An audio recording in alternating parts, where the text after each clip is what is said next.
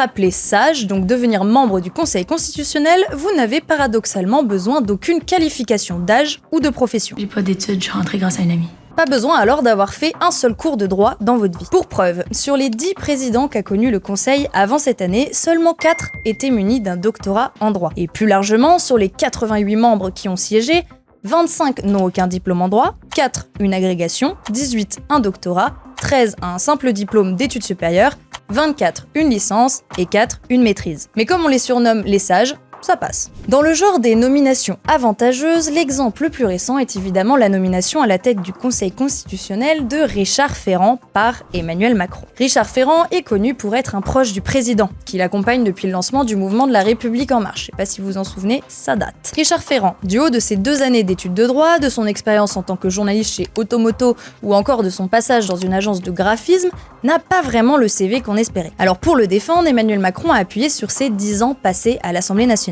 Sauf que de ces 10 années, la France retiendra qu'il a été rapporteur de 2 lois seulement, dont l'une n'a jamais abouti, et au perchoir, il a lancé une réforme du règlement de l'Assemblée nationale qui a été adoptée grâce aux seules voix de la majorité, donc de ses copains. Champion!